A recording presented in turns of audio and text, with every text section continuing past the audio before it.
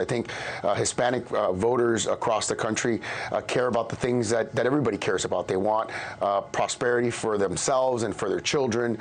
They want, low taxes. They want to be safe in their communities. And I think it's apparent that the Republican Party is addressing those issues, not only at the city level, but certainly at the national level. And it's resonating. That was the mayor of Miami, Francis Suarez, on this program last month on Hispanic voters flocking toward the GOP. He was proven right on Tuesday when Republican Mayra Flores won the special election in Texas' 34th district, which has been Democrat for more than 100 years. Flores also made history as the first Congresswoman-elect to be born in Mexico. Her victory not only signals the diversification of the GOP, but also the potential of a red wave come November. The Congresswoman-elect is expected to be sworn in this upcoming week, early in the week. But first, Mayra Flores is joining me right now. Mayra, congratulations to you. Thanks for being here. Thank you so much. Thank you for having me. And first, happy Father's Day to all the amazing fathers out there. And of course, a special happy Father's Day to my father and my amazing husband as well. Yes, absolutely. And mine as well. So you flipped a seat in an 84% Hispanic district that has been Democrat-run for 100 years. What changed? Well, to be honest with you, South Texas has always been conservative. We're all about faith and family and hard work. That's exactly who we are. But the Democrat Party took us for granted. They feel entitled to our vote, making the same promises over and over and really not making nothing happen.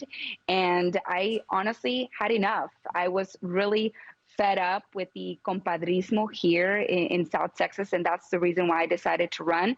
And of course, the Republican Party is investing now in South Texas, and that helps us significantly in getting the funding out there to the entire district to be able to tell them that the Republican Party is fighting for their values, that Mayra Flores is fighting for their values that are worth fighting for. Mayra, President Biden won your district by 13 points in 2020. Your husband is a border agent. We talk about the wide open border all the time. Is this the main issue for the Hispanic voter? What can you tell us about the Hispanic voter and what you're expecting in terms of votes come November? Well, the main issue is inflation. It's the cost of living. Everyone is extremely pissed off, angry at the Biden administration because of the increase of gasoline, of groceries, of medication. That is hurting them tremendously, not only here in South Texas, but in the entire country. And of course, the border crisis is something that we see here right behind our backyards. It's not something that we need to be told by the news. It's something that we're seeing here every single day. And me, that I came here when I was 6 years old, I was blessed to come here legally, but I don't want my experience to be a rare experience. I want more children like myself to be able to come here to the United States legally as well. And the Biden administration's policies are only hurting immigrants, hurting the American people. And because of him, we have an increase of child trafficking in this country. And this is all on the Biden administration and Vicente Gonzalez, who's part of the problem as well here in South Texas. Yeah, I saw it myself when I was on the ground at the border, referring to what you're talking about in terms of the child trafficking. It is just a devastating story. I want to talk about immigration, legal immigration. Let's take a short break, but you're married to a Border Patrol agent, as I mentioned. He's on the front lines of this crisis exploding in your backyard. A record 239,000 migrants apprehended last month. That's not including the gotaways, One Talk solutions, and legal immigration. When we come right back, stay with us.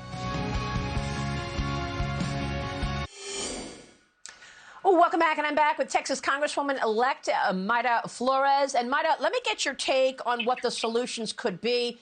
We have seen another record month in terms of apprehensions at the southern border. You mentioned the child trafficking. What do you want to see with regard to legal immigration? Well, I want to improve the process. I do believe that it's outdated. So we need a process where it's, safer and faster for the good people that want to come here to the United States and work hard for the American dream. I do believe that we need to focus on legal immigration and not illegal immigration that is only funding criminal organizations and, of course, also increasing human smuggling and human trafficking and also child trafficking. And children are innocent no matter where they're from. I think that they need to be our priority in keeping them safe. And the Biden administration is not doing that. Yeah, I mean, at this point, Mayra, I'm told that the drug cartels are taking home $200 million a week. I mean, it's just extraordinary how much money these criminal cartels are making, and they are running the border of America. Alejandro Mayorkas says the border's closed, if you can believe that. Jim Jordan was on this program a couple of weeks ago. He says he should be impeached. And what do you think about Kamala Harris? The vice president is supposed to be the border czar. The vice president is useless, and I do agree that he should be impeached. He is only looking after himself. And the Biden administration, he's not looking after the Border Patrol agents that are out there every single day risking their lives and constantly getting criticized by this administration for enforcing the laws that they put in place. And we need to start enforcing the laws that we already have and put back the policies that the previous administration had that were working. And that's the reality. Under Trump, we did not have this border crisis. That's a fact. We did not have this inflation. That is a fact. And we need to go back to that.